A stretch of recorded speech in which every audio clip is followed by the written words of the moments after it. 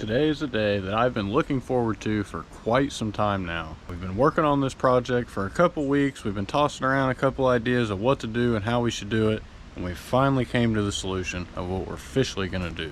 So we previously swapped this twin turbo engine inside of my 92 slick top so we could test it out and make sure everything worked and was good to drop in my other twin turbo DN1 paint code, which actually came with a low compression motor. Unfortunately, we had to pull it. And last video, we spent the time to clean up this engine bay. We resprayed and coated the battery tray that had some surface rust. And we just tried to clean it up as much as possible and get it ready so we can drop the engine in this video. So basically that means we have a lot of work to do this video. Hopefully we can get a lot done today. We're getting a pretty late start today because of the hurricane rain that's came up here to Indiana, and it's just not been favorable. Thankfully the ground's dried out enough that we can finally get to work, so I think it's time for us to get started. A couple cool things. We actually are using our new GoPro mount, so hopefully you guys should not have to worry about clicking or any just unnecessary noise from me holding the handle.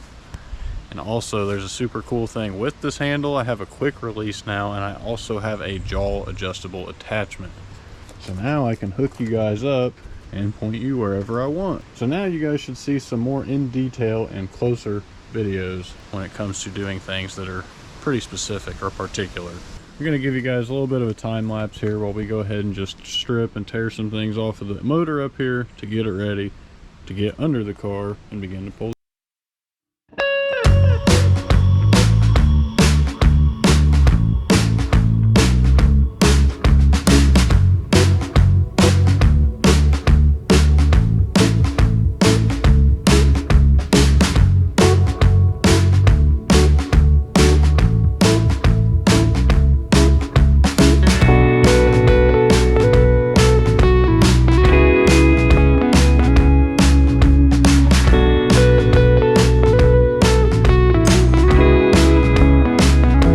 Total, we've got everything off the engine and ready for it to be pulled out, with the exception of power steering pump and our two heater core lines back here. We're about to crack the drain loose on the radiator, and we may just pull that out as a full unit. If not, we'll pull the shroud and pull the fan. That's optional depending on how you want to do it. Since we're on a roll, let's keep the ball rolling. Now literally everything is off with the exception of our power steering pump banjo bolt and hose clamp for our J-hose beneath it. These are loosened up. We're actually going to use these to cushion the blow when the engine tilts back so we don't scratch the firewall worse than I already did in the past. Now I think we need to go grab our jack so we can lift the rear end of this up so we can start working on stuff underneath the car. Well, it's on blocks now, but with a slight twist. Yeah, the trans is already ready to come out. Went ahead, just took that extra step, get all this stuff done and out of the way, so tomorrow we can start off first thing and get this engine pulled out. Sun's going down. The humidity was really bad today since it rained so much, so we didn't get a whole lot done, but we're gonna get out here early tomorrow to get everything done. But first, let's pull this transmission out. I know you guys ain't gonna be able to see too well, but trust me, it's almost out.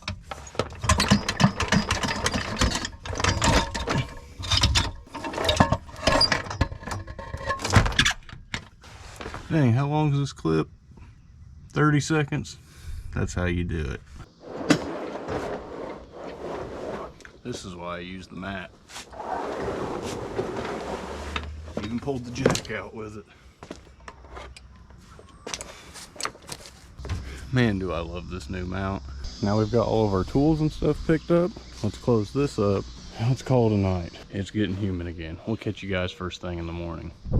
And it's the next morning. We got the car in here already. It took us probably 2 hours to do this, and honestly that was nearly as much time as it took us to do everything else, and that's including all the breaks that we took yesterday. Currently the only thing left is we need to unhook our oil cooler soft lines down here and our power steering pump. So those are the first things we're going to do once we start to lift this out. I personally prefer to run it through these intake runners with the feed coming right here in the middle and on this back side, so you can get the straightest lift as possible so your engine doesn't tilt and come straight out. So since the shop is pretty hectic around here, we've got stuff a little bit of everywhere. because we're trying to clean it. We're on like our 10th revision and we almost know where everything is at in the shop. So we're doing good now. I'm so ecstatic for that. A little sneak peek here though. We did pull our RB25 out the back, and well, let's just say we may be doing something with this thing very soon. All right, let's get to pulling.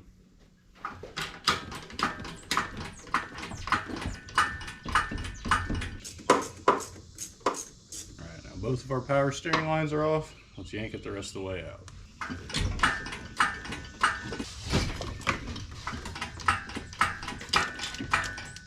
Should be it.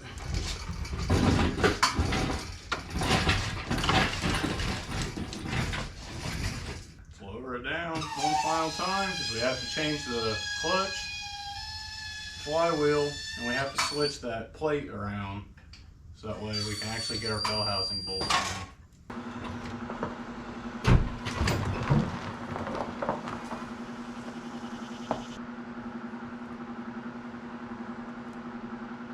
So it's been a little bit of time now, honestly probably like 4 hours, and we haven't got the engine in yet. We're almost there though.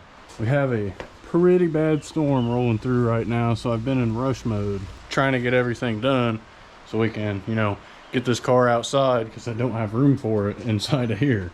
I tried, but we're just gonna have to drop it real quick. I'm very stressed and out of breath if you can't tell. I've been soaked from just working straight through this stuff for like 3 hours. It's tough, but we're getting it done. We did change our fuel lines back here, so we don't have to worry about that. The intercooler piping, recirculation valves, they're plumbed, so they're at least in their place. And that's that much stuff we don't have to worry about doing when the engine's all cramped in here. So let's install this bad boy. Oh, I forgot the best part for you guys. That one was money. Oh my gosh, I gotta change my intercooler or my oil cooler lines first. I totally forgot. You know what, you guys, I'm about to take the L here. We're just gonna push the car out. I really don't want to risk the shop getting wet, and not to mention my doors being open and having them things getting soaking wet and ruined. So dang it, we're gonna have to push this back out. We'll see. Until then. And another reason why I don't trust the weather, it said it was supposed to rain all day today, but here we are, bright and early, no rain. And there's actually no rain in the forecast at all today. So hopefully it stays that way. But last night we actually ended up hooking up another oil cooler and took off our OEM or silicone lines that were down here to the hard line, since we're not gonna have them now. They were so tight when I was pulling it off, I flicked oil in my eye, all over my face and in my hair. So that was a nice end to yesterday, about 10 minutes after I shut the GoPro off. Wanted to switch the downpipes. Couldn't get the bolts out of those other ones. Don't want to break them in the turbo. So unfortunately, we're going to have to run my NA test pipes on these. Now, let's drop the motor in the car. I'm ready to get this thing in.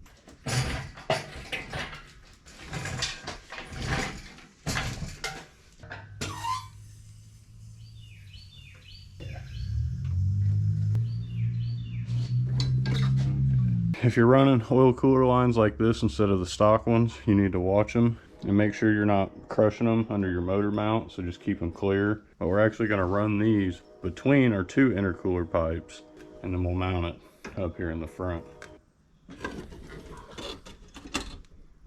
Before we go much lower, we're actually going to hook our power steering up, because this is going to be probably the hardest thing to get back together due to your accordion hoses. Sweet, that was actually really easy to get threaded in. Power steering is now officially all bolted up. You know, that's all that's left. Let's drop this down in the subframe. Let's get the ball rolling. We may have done a little bit more than just put the engine back in. Since we've already kind of been getting screwed over by the weather, we went ahead and just took a little bit of time to try to get ahead. We went and we vacuum capped all of our ports on our intercooler pipes, that way we won't have any vacuum leaks. And we've also capped under our throttle bodies here and try to eliminate every vacuum leak that we can. Our oil cooler is actually all mounted up, and we have our lines ran, which they're both just tucked here in between your two intercooler lines, and there's just enough room for them. Before we push the car out and start working underneath the car so we can really get the rest of everything done, I think we're going to go grab some vacuum lines for our recirc valves so we can run them up to a vacuum source up here on our plenum on both sides. Now, while I know I probably have the hose in the barn, let's just grab it from the slick top for now.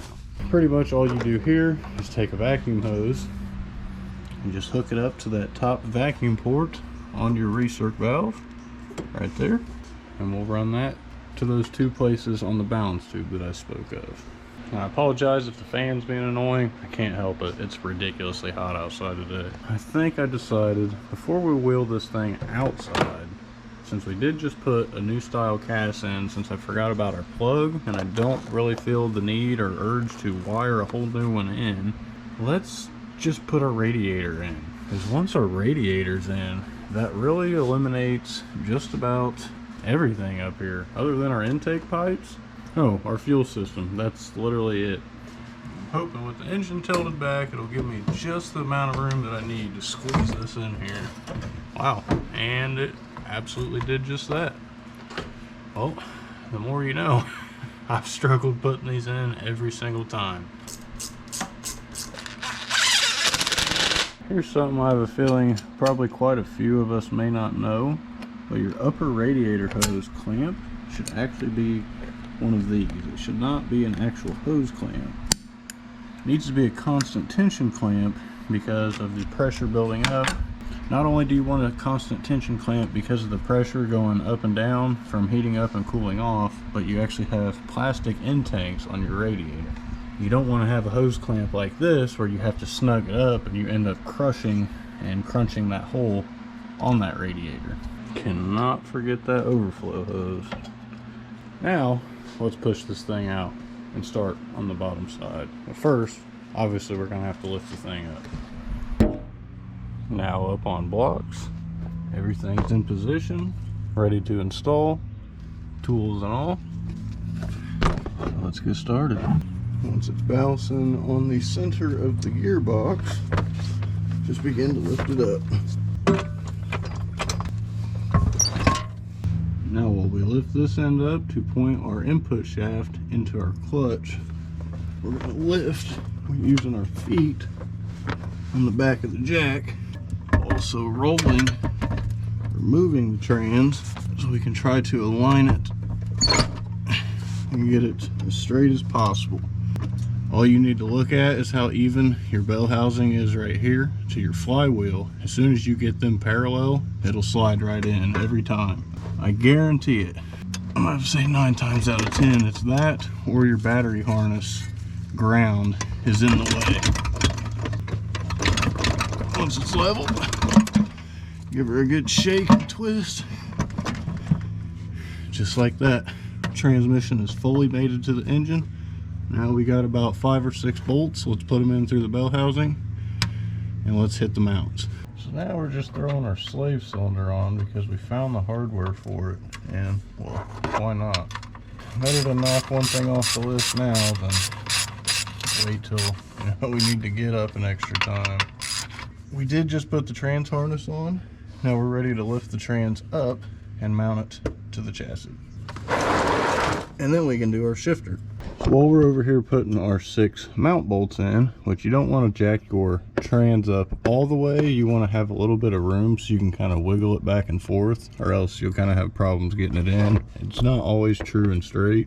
We also just put the bolt in our shifter up here, and since we left the shifter, fork, and everything in, all we need are these 4 bolts here on the side to connect it here to our trans itself. And then even our shifter's done. When you can account for things you know you're going to have to do and you can set yourself up to get things done faster, these are the things that it pays to know about when working on Z's or just cars in general. Get in here, do the work, learn, take it out, do it again over and over and over. You'll pick up quite a few things along the way, so it's never too late to start. Well, the shifter is all hooked up, but we're actually having problems with the trans mount. So we actually have 3 bolt holes stripped on this side. All 3 are good on the passenger side. So we're gonna go check our tap set with this, and so we can see what kind of threads we got and see if we have the right tap. So now we've got our tap, and pretty much we're just gonna chase these threads. You can see this thread's getting torn out. We'll just pull that the rest of the way out. And we'll chase this one first. Got this trusty old set from Harbor Freight, and it's Pittsburgh, so it's lifetime warranty. That's why we're going in dry here. Usually you'd want to use some lube so you can make your taps last a little bit longer. So basically we just went from that to that, nice and fresh. I think I've kind of accepted defeat that we're not going to get this thing fired up this video.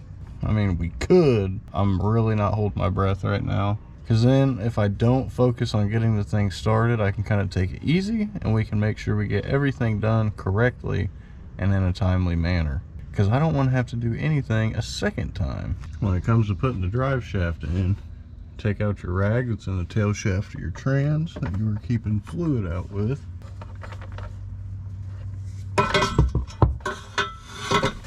Usually I mess with NA drive shafts. This drive shaft feels like it's like 30 pounds heavier for some reason. Now we have the drive shaft poking out at the rear. You can kind of point and shoot our yoke without getting dirt in your eyes. Once you can get your yoke started in your trans, slide it up. Now we can fit our carrier bearing bolts in, because twin turbos have this little casing here on the diff that allow it to stay in. On an NA, you have to put one bolt through to kind of hold it in place. Now I need to find these bolts while holding all this weight. Yippee. Finally got that pesky drive shaft fully bolted up. Now I think we're going to throw the starter on, and then we're going to go ahead and flip back up to the top side of the car and see maybe if we can get stuff done to get this started, or find out if we need to just wrap up what we're doing, get to a stopping point, etc., etc. So one thing I found out, this is actually your PRVR over here. So we're actually going to pull this and delete it, and this actually goes back to our vacuum canister. Since we're doing all the deletes, we're just going to chop that. Other than those 4 intake pipes, all we have is to swap our ECU, throw a battery in. Sorry about the mower, it's just that time of day. It's been too hot all day. And the biggest thing, how much gas do we have in here? Okay, we're not full. So since we're not full, what I think we're going to do is we're going to fill up a couple more jugs of E85, and we're just going to top this fuel tank up instead of draining it and filling it up with E. Since we're on E, we should be able to put at least 15 gallons in the thing and dilute that enough to where we're just pretty much running our E. By the time we idle that out, test everything in the car, we'll burn a few gallons, then we can top it back up and officially have no more pump gas in the car system. Oh, I just remembered, we don't even have intercoolers on there yet, so we definitely have to get those on, but that's pretty simple. We got the intercoolers on and both the intake piping. Now we'll be back tomorrow for the rest of the fuel and hopefully get this thing fired up in the morning. Now we're on to our second 5-gallon jug. Let's top this up, throw a computer in it. Let's see if this will fire up. Oh, never gets old opening the door for in here. There we go. Now that the humidity's kicking my butt and I can't sit inside this car any longer, I'm thinking we are nearing the point of trying to fire this thing up. We need to bolt our balance tube down, hook up the idle air control, and throw a battery in this thing. So let's do that real quick. Now everything's hooked up. Let's give this thing a crank, or at least try to crank it. But first, let's see how much fuel we actually have in the thing now. It was on E, but now we're almost full.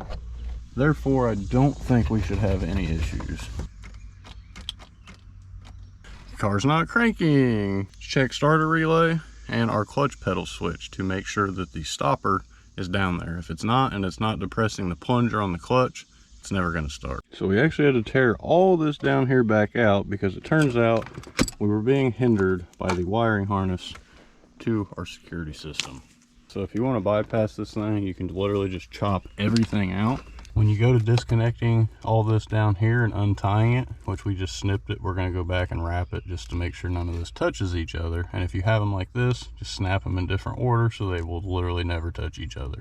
Your black white wire up here actually comes to your black and yellow wire down here, which, if you guys know anything about a Z, your starter relay up here has a black wire with a yellow stripe. So odds are that's the same one coming up here to our ignition. So they splice here into this part, so that way you're running through the Viper alarm system for your ignition source, so that way it's not directly coming right here.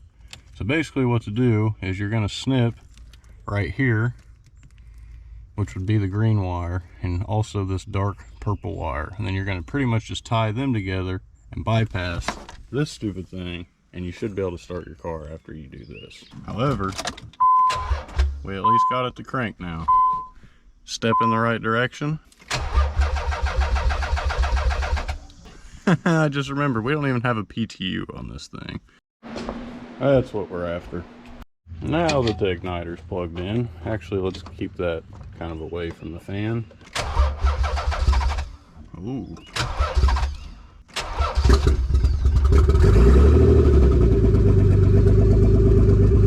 Fired right up. I mean, yeah, I had to give it some persuasion. Heck yeah. Woo! Yeah, buddy. See loud. We're getting a good idle from the idle air control while it's cold. Let's just fire it off. Shut it off. Let's fire it off. I'm an idiot. That's a big win in itself. Everything, it sounds like, definitely sounds like it's running on all six. I'm not worried about that whatsoever. So we've definitely leveled up since it being in our slick top, and we're making progress. Now, I can't lie, you guys. I set myself up for failure last night. We got home super late from eating dinner. Didn't get to edit any of this video. Let's just say it's almost 10 a.m. We have 3 hours to get our video edited, posted, you know, all that, and it's just not gonna happen. Due to me wanting to add that time lapse at the beginning and trying to get into music overlay now, especially with my new editing software, it's gonna take me a little bit. Even if I didn't have to do the audio portion, I would still really be pushing it to get done in 4 hours. It takes about 4 or 5 hours to edit a video, and yeah, I don't wanna cut corners and just post a video for you guys. I know we're missing our Saturday upload.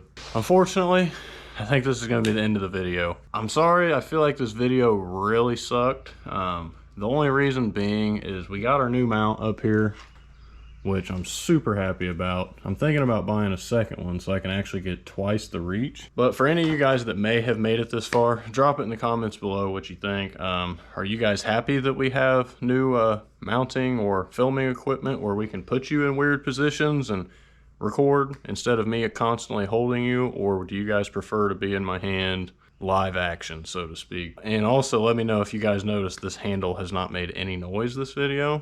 Please and thank you. So between these, I tried to do a little bit different style of filming.